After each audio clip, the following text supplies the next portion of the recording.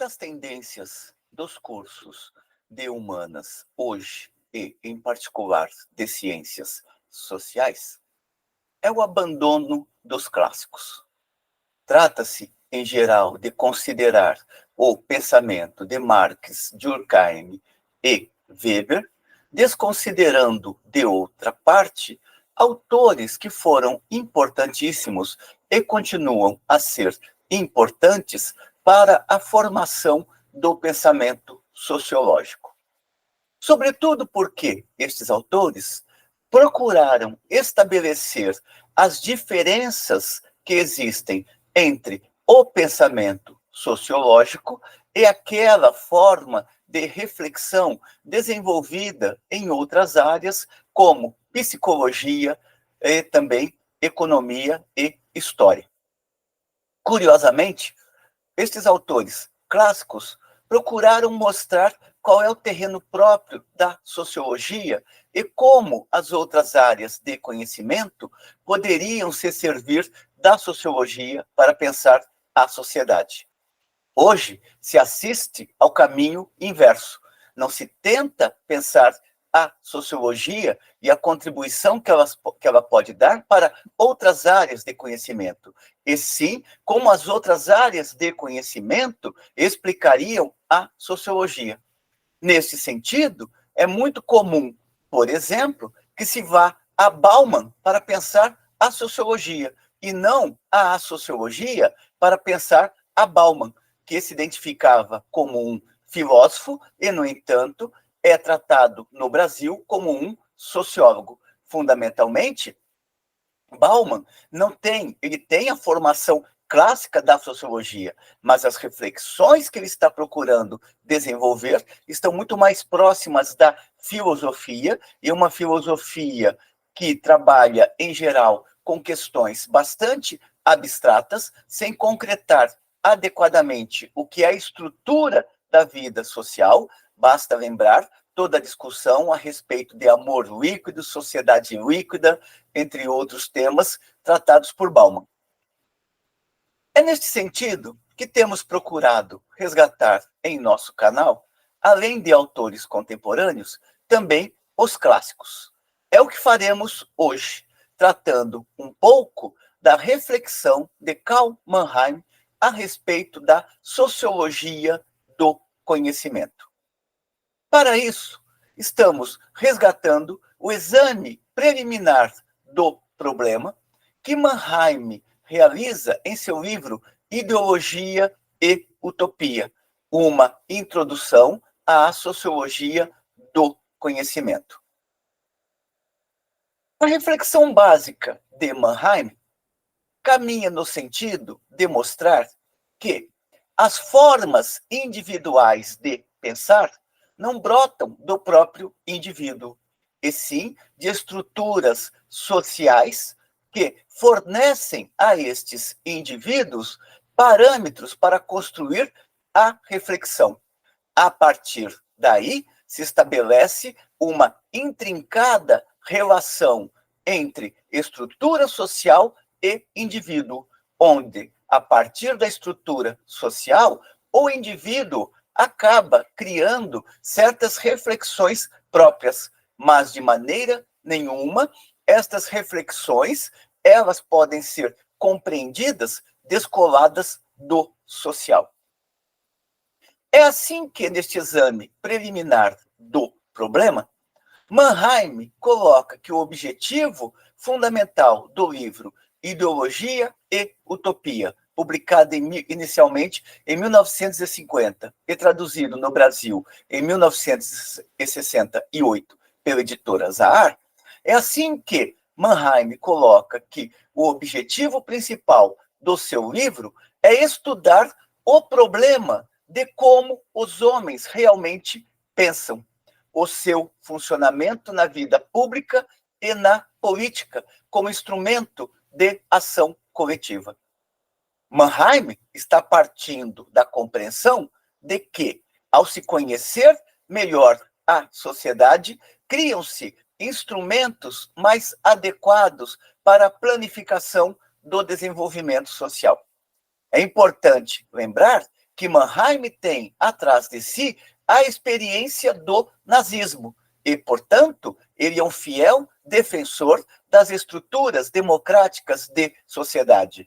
Ainda que seja um liberal, o que faz com que muitas vezes não se busque ler Mannheim, Mannheim é um liberal progressista, é um liberal que está tentando pensar no terreno da razão, da reflexão crítica, pensar como é que a sociedade ela pode caminhar dentro de parâmetros civilizatórios adequados, aquilo que hoje se chamaria por urbanidade. Mannheim prossegue observando que a importância do conhecimento social cresce proporcionalmente com a necessidade cada vez maior de uma intervenção reguladora no processo social. Portanto, como a ciência pode contribuir para que a sociedade se desenvolva aprimorando estruturas de funcionamento democráticos de tal modo a evitar formas autoritárias de regime, como foi o caso do nazismo e do fascismo. Do nazismo na Alemanha e do fascismo na Itália, entre outras formas autoritárias que romperam com a possibilidade dos indivíduos desenvolverem reflexões livres e, portanto, eliminaram a possibilidade do debate público. O objetivo, prossegue Mannheim, é um método adequado à descrição e análise desse tipo de pensamento e de suas mudanças, e formular os problemas correlatos.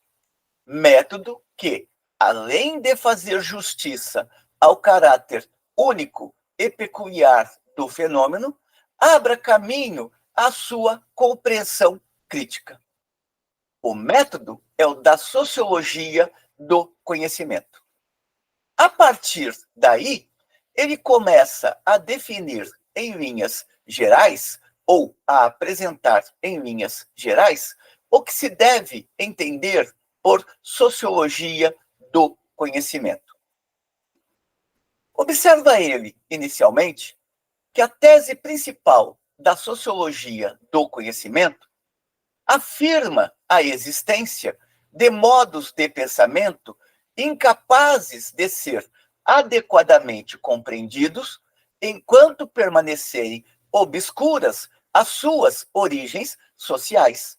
Portanto, é necessário olhar para a estrutura a fim de que possamos compreender por que os indivíduos adotam certas formas de pensamento ou descartam outras formas de pensamento. Prossegue ele observando que não existe, que não há dúvida de que só o indivíduo é capaz de pensar. No entanto, não existe uma entidade metafísica denominado espírito grupal, que estaria pensando acima da cabeça dos indivíduos, leia-se acima da consciência dos indivíduos, ou então cujas ideias estes indivíduos se limitariam a reproduzir. Porém, observa ele, mas nem por isso se deve concluir que todas as ideias e sentimentos que motivam a conduta de um indivíduo tenham exclusivamente nele suas origens e possam ser adequadamente explicadas à luz de sua própria experiência.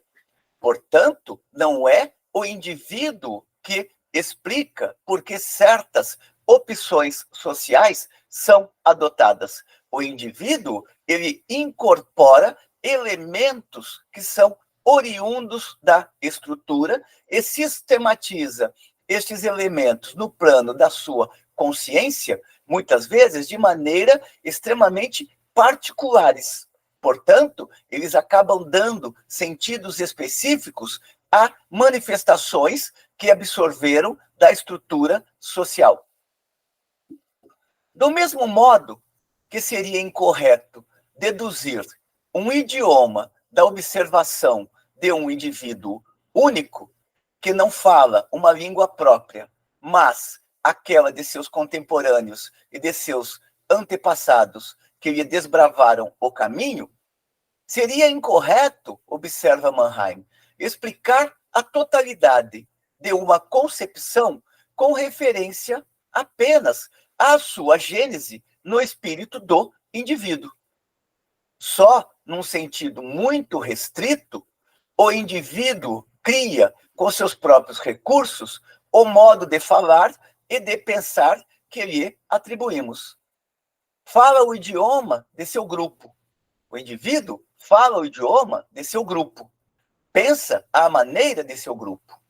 Encontra à sua disposição apenas determinadas palavras e significados. Estas não só determinam, em grau considerável, as vias de acesso mental ao mundo circundante, mas também mostram, ao mesmo tempo, sob que ângulo e em que contexto de atividade os objetos foram até agora perceptíveis e acessíveis ao grupo ou ao indivíduo. Portanto, Mannheim não está vendo a subjetividade enquanto subjetividade pura. O indivíduo não é um ser solto no mundo e que vai criar as suas próprias formas de pensar, as suas formas próprias de falar. Ele pode incorporar várias linguagens, ou pode desenvolver várias linguagens, mas para compreender a incorporação destas linguagens, é necessário olhar para os vínculos que ele estabelece com os grupos. Observemos que Mannheim não está trabalhando com a categoria de classes sociais, e sim com a categoria grupos sociais. Isto não elimina, no entanto, a importância de Mannheim na medida em que ele está afastando o pensamento da subjetividade pura, ou seja, está afastando a ideia de que o indivíduo cria por si mesmo as suas representações do mundo e, à luz destas representações totalmente individuais, é que vai construir a sua ação no mundo. Cumpre-nos, em primeiro lugar, diz Mannheim, chamar a atenção para o fato de que o método da sociologia do pensamento, da sociologia do conhecimento, não parte do indivíduo isolado e da forma como este indivíduo pensa. A sociologia do conhecimento procura compreender o pensamento dentro da moldura concreta, portanto, realmente existente, específica em determinado momento. A sociologia do conhecimento procura compreender o pensamento dentro da moldura concreta de uma situação histórico-social, de que o pensamento individual emerge muito gradualmente. Ou seja, o indivíduo na sociedade é capaz de formatar ideias próprias, mas a grande parte das ideias que orientam o comportamento dos indivíduos na sociedade estão entrelaçadas com os vínculos que ele possui a uma moldura concreta em determinado momento, portanto, a como que, em determinado momento, dentro de uma situação histórico-social precisa, ele absorve aqueles elementos. Desse modo, não são os homens em geral que pensam, nem os indivíduos isolados, mas os homens dentro de certos grupos que elaboraram um estilo peculiar de pensamento, graças a uma série interminável de reações a certas situações típicas, características de sua posição comum. E aqui ele está observando que os indivíduos não estão inseridos na estrutura social da mesma maneira. Portanto, dependendo do local que ocupa o indivíduo na estrutura social, dependendo da posição do indivíduo na estrutura social e da situação do indivíduo no interior de determinadas relações concretas, ele vai absorver a realidade com graus distintos de compreensão. E, a partir daí, estabelecer também formas de ação totalmente diversas. Estritamente falando, prossegue Mannheim, é incorreto dizer que o indivíduo isolado pense. Mais correto é afirmar que ele participa do processo, levando avante o que outros pensaram antes dele. Portanto, o pensamento sempre comporta uma dimensão social. O indivíduo encontra-se dentro de uma situação herdada, com padrões de pensamento a ela apropriados, e ou procura aperfeiçoar mais ainda os modos de reação herdados ou substituí-los por outros, para enfrentar com armas mais adequadas as novas dificuldades provenientes das variações e mudanças da situação. Leia-se aqui que a sociedade não é sempre a mesma, assim como os grupos também mudam em suas dinâmicas. Portanto, os indivíduos, eles participam também destas mudanças que acontecem na estrutura social e das dinâmicas que acontecem no interior dos grupos. Cada indivíduo é, pois, num duplo sentido, pré-determinado pelo fato de se ter criado dentro de uma sociedade. Por um lado, já encontra uma situação definida e, por outro, encontra, dentro dessa situação, que é sempre uma situação concreta, padrões de conduta e de pensamentos estabelecidos. Para Mannheim, um segundo traço característico da sociologia do conhecimento, ou o segundo traço característico do método da sociologia do conhecimento, é evitar separar os modos de pensamento concretamente existentes do contexto de ação coletiva, através do qual descobrimos intelectualmente o mundo. Os componentes de um grupo, observa ele, não se limitam a coexistir fisicamente como unidades distintas, na medida em que cada grupo pode ter os seus valores, cada grupo tem a sua dinâmica, cada grupo tem as suas preocupações específicas e as suas formas de ação específicas no mundo. Os componentes de um grupo não se limitam a coexistir fisicamente como unidades distintas. Não abordam o mundo objetivo, portanto, o mundo realmente existente, e que, portanto, não foi construído por eles, mas dos quais eles participam, objetivo no sentido de que, quando o indivíduo nasce, ele já encontra certas estruturas que estão colocadas. Não abordam o mundo objetivo nos níveis abstratos de um espírito contemplativo em si, nem o fazem exclusivamente como seres solitários. Ou seja, o homem não é um ser que olha apenas para o mundo, que olha apenas para a realidade que tem diante de si. E muito menos ele vai ter o agir solitário, na medida em que, na vida social, o agir individual está sempre se desenvolvendo à luz de formas coletivas de pensamento e formas coletivas de ação. Daí que Mannheim está colocando que os indivíduos não abordam o mundo objetivo nos níveis abstratos de um espírito contemplativo, ou aquilo que Karel Kozik afirma: o homem não é um ser solto no mundo, ele sempre age à luz de condições concretas que estão colocadas inicialmente no mundo. Nem o fazem exclusivamente como seres solitários. Pelo contrário, cooperam e competem em grupos diversamente organizados e, assim fazendo, ora pensam em comum, ora antagonicamente. Em determinado momento, os vários grupos sociais podem ter os mesmos objetivos, mas, na maior parte do tempo, estes grupos eles possuem objetivos distintos, portanto, competem entre si para fazerem valer a leitura de mundo da qual se apossaram. Os indivíduos reunidos em grupo forcejam segundo o caráter e a posição dos grupos a que pertencem. Por outras palavras, os indivíduos reunidos em grupos atuam segundo o caráter e a posição dos grupos a que pertencem. E atuam e lutam para isso, para modificar o mundo circundante da natureza e da sociedade. Ou então, os indivíduos procuram perpetuar determinadas situações que estão dadas.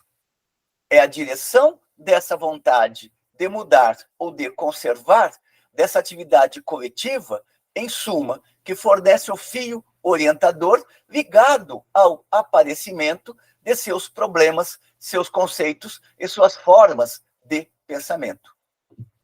Reflitamos da seguinte maneira: nem todos os extratos, ou, para pegar a linguagem de Mannheim, nem todos os grupos são favoráveis à redistribuição de renda.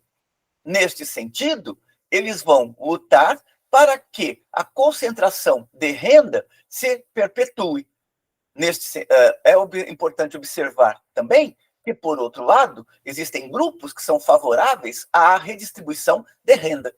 E, neste sentido, lutarão para que aquela situação mude de tal modo que a redistribuição de renda ocorra e a riqueza coletiva seja mais igualmente distribuída entre os indivíduos que até então estavam privados daquelas riquezas. Por isso que Mannheim está colocando como que dentro dos grupos existe a dinâmica de preservação ou então de mudança. Pela importância desta passagem, vale a pena aqui relê-la. Os componentes de um grupo não se limitam a coexistir fisicamente como unidades distintas. Não abordam o mundo objetivo nos níveis abstratos de um espírito contemplativo em si, nem o fazem exclusivamente como seres solitários. Pelo contrário, cooperam e competem em grupos diversamente organizados. E, assim fazendo, ora pensam em comum, ora antagonicamente. Os indivíduos reunidos em grupo forcejam segundo o caráter e a posição dos grupos a que pertencem. Forcejam por modificar o mundo circundante da natureza e da sociedade, ou procuram perpetuá-lo em uma dada condição. É a direção dessa vontade de mudar ou de conservar, dessa atividade coletiva, em suma, que fornece o fio orientador ligado ao aparecimento de seus problemas, seus conceitos e suas formas de pensamento. De acordo com o contexto particular da atividade coletiva de que participam, conclui Mannheim, os homens propendem a ver diferentemente o mundo que os rodeia. Prossegue Mannheim, observando que talvez seja precisamente quando essa oculta vinculação do pensamento à existência do grupo e suas raízes na ação se tornam visíveis, que pela primeira vez se possa, mediante o reconhecimento dessas conexões, atingir uma nova espécie de controle sobre fatores até então incontroláveis do pensamento. Lembremos que Mannheim está olhando para as possibilidades de planificação social, ou seja, para as possibilidades de que a sociedade evite caminhos que conduzam ao autoritarismo e, portanto, às formas antidemocráticas de vida social. A preocupação com tais problemas e sua solução, prossegue ele, não só oferecerá às ciências sociais uma base segura, mas resolverá a questão da possibilidade de orientar cientificamente a vida política. É evidente que das ciências sociais, como em todas as outras, o critério definitivo da verdade ou da falsidade está na investigação do objeto. Portanto, o pensamento verdadeiro ou falso não está no sujeito. O que o sujeito faz é compreender a objetividade do mundo, a estrutura do mundo, as determinações concretas do mundo. Elabora isto de formas abstratas no pensamento, mas, de toda maneira, esta elaboração do pensamento depende da realidade concreta. A verdade está no objeto. O indivíduo interioriza os elementos do objeto, reflete sobre eles e, a partir daí, constrói mecanismos de ação. Portanto, sujeito e objeto possuem uma certa unidade. O pensamento elabora a objetividade do mundo. Mas o exame do objeto não é um ato isolado. Portanto, conhecer a realidade que tem diante de si, ou então o caráter dos grupos, por exemplo, não é um ato isolado. Processa-se num contexto colorido por valores e impulsos volitivos, inconscientes e coletivos. Isto quer dizer que os indivíduos agem, mas nem sempre agem com consciência do que estão fazendo, ou mesmo medindo adequadamente as consequências de seus atos. É interessante, esse interesse intelectual orientado por um molde de atividade coletiva, que nas ciências sociais fornece não apenas questões de caráter geral, mas hipóteses concretas para a pesquisa e modelos de pensamento que ordenarão a experiência, ou seja, que ordenarão a ação. Só na medida em que logramos trazer ao âmbito da observação consciente e explícita os vários pontos de partida e de abordagem dos fatos, correntes na discussão científica como na popular, poderemos ter esperança de vir a controlar, com o tempo, as motivações e pressuposições inconscientes que, em última análise, deram à luz esses modos de pensamento. Portanto, aqui, Mannheim está se colocando resolutamente contra aquelas saídas irracionalistas que conduzem a formas ditatoriais de existência, ou então aquelas formas de vida coletiva nas quais os indivíduos acreditam que a melhor forma de sociedade é aquela ditatorial, e que a democracia, ainda que seja a democracia burguesa, é nociva para a vida coletiva. Estes momentos são aqueles nos quais predomina o irracionalismo, e Mannheim está em uma luta contínua contra as formas irracionais de pensamento. Atingir-se-á um novo tipo de objetividade, portanto, de compreensão da realidade concreta, atingir-se-á um novo tipo de objetividade nas ciências sociais, não pela exclusão dos julgamentos de valor, uma vez que os indivíduos agem norteados também por certos valores, quer tenham eles consciência ou não do significado destes valores. Atingir-se-á um novo tipo de objetividade nas ciências sociais, não pela exclusão dos julgamentos de valor, mas tomando consciência delas, analisando-os criticamente e controlando-os. Com esta passagem, Mannheim encerra este curto texto que abre Ideologia e Utopia. Texto este que se chama Conceito Sociológico do Pensamento. Espero que tenham gostado da discussão. Como sempre, encaminhem suas considerações positivas ou negativas. Leiam sempre os clássicos, por mais forte que seja a sedução de ler apenas os contemporâneos, que de nossa parte continuaremos aqui resgatando estes importantes textos, procurando contribuir com as jovens gerações de estudantes e de pesquisadores. Até uma próxima.